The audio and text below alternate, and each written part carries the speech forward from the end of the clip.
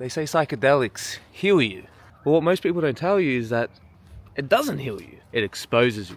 This is an interesting concept I think many of us have probably realized at some point. And let's be fair here, because even if a heroic mushroom dose, for example, even if the trip isn't healing in and of itself, you can't deny its profundity. But sometimes people need a bit of a kick up the arse, a bit of a jolt to the system, because they're so ingrained in their patterns and cycles. I mean, I definitely was, and I'm not going to proselytize and pretend that psychedelics are the cure-all, end-all, because the truth is, psychedelics don't heal you in and of themselves. There are many factors that come into play before, during, and after, because sometimes the all-in-one mystical experience where you're in the belly of the beast or the belly of Mother Gaia, and you're crying your eyes out, doing that soul weep, that type of cry that you've just never reached before in your life.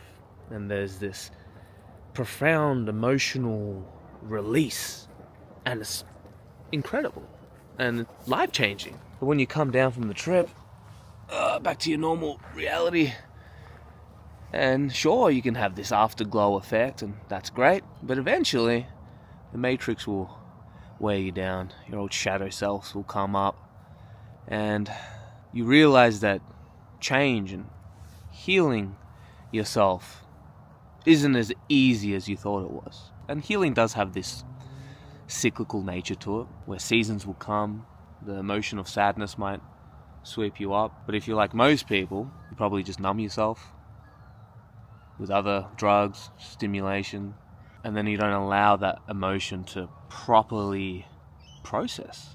And so it just sits under the surface, festering and bubbling up. And when you take something like DMT or ayahuasca, it kind of... Again, it doesn't heal you, but it exposes you. Like a sore wound. You're like, whoa, don't touch that. And the thing about ayahuasca particularly is that she'll go there, man. She'll touch that wound and twist the blade, if that means the only way for you to understand about yourself and the consequences of your actions. Because healing isn't always butterflies and floating on cotton candy clouds. Sometimes it can be. And boy, are those experiences just splendid. You know those self-love ones where you're like, oh, everything's just good. I don't need to be anything or prove anything to anyone. I am complete. You know those experiences that you have of yourself and you're like, oh, fuck yeah. I'm finally healed. Yoo-hoo. But sometimes healing is, well, facing the beast within head on and looking at the detail, the ugly, scary teeth, the truth about your impulses and the consequences, the real life consequences that we like to ignore. That's why some people have what they call bad trips, right? Which are basically seeing something that you just ain't prepared to see. And I'm not talking about the full-blown psychosis type of trip. I'm talking about the extremely uncomfortable ones that go within your psyche. That when integrated or when enough time passes, people usually report transformative experiences. And there seems to be a common pattern.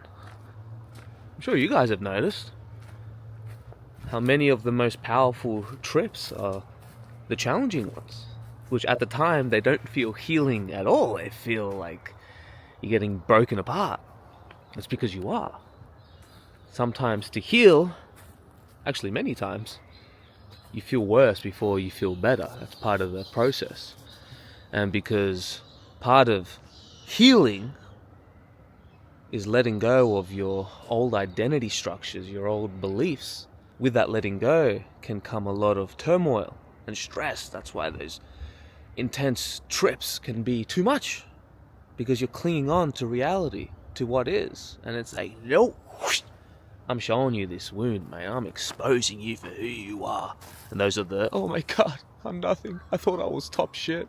You know, those like ego-destroying journeys where it just humbles you, basically. God hyper slapping you. Like, dude, you're a slug. I believe there is something extraordinary when it comes to human beings, but it can be very easy to get up your own ass. You know, I have, you have, I'm sure, everyone has at some point, and sometimes psychedelics can expose you for that. In DMT, many times it comes in the form of jesters and tricksters, laughing at you, humbling you, exposing you that you don't know shit, and it shows you, and you're like, oh my god, you're right, I'm sorry. And of course, we cannot talk about psychedelic healing without talking about integration. Because integration, my friends, is the key to healing. Part of integration is really accepting who you are and who you're not. Because part of the trap of healing yourself is trying to pretend to be someone that you're not. That's where that spiritual ego phase can come in, where you put on this nice pretty mask where you fake positivity and you ignore your own pain, and then eventually ugly parts of yourself start to come out. Then you have another ego trip and you realize, oh shit, you can't really escape yourself. And it's not necessarily a bad thing. It can be a tough pill to swallow, especially if you don't like yourself. But that's why it's important to begin that process of accepting and, dare I say, loving yourself. Ooh, for some people it's like, ew. I still get a little bit of that feeling. I love myself. You know?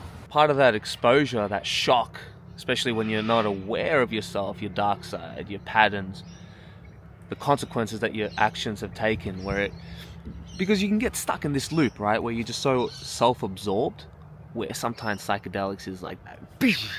Not just psychedelics, but meditation and a lot of these consciousness expanding tools that we have at our disposal. It's just DMT, it's just psychedelics, especially DMT. It's just a very extreme,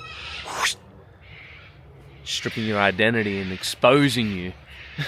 But the point of this video is that, yeah, sometimes it can feel healing in and of itself, having a powerful experience, but I don't think that's what the psychedelic is doing necessarily.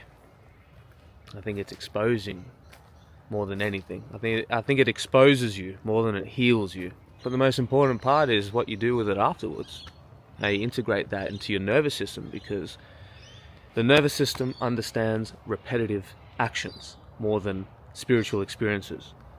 However, if you do have this mind-blowing experience, then take advantage, right? Strike while the iron's hot and start taking small daily actions that start to instill in your nervous system.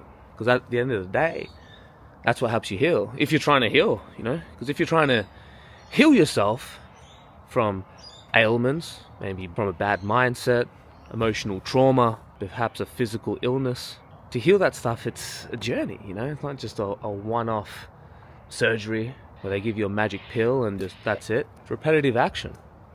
It's a lifestyle change, which requires an identity shift. But identity shifting is really just like 1% adjustments every single day, where you don't notice the change until 1, 2, 3, 5 years later, and you're like, oh shit, I'm like a whole new person. But then part of you's still there.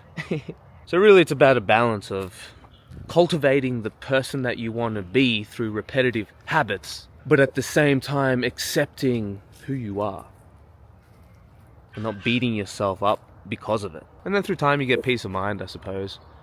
But the cycles will come every once in a while. And that's why consciousness expanding tools like meditation or psychedelics in the right context can be useful to expose your mind and perhaps give you a different perspective. Then it's up to you with what you do with it.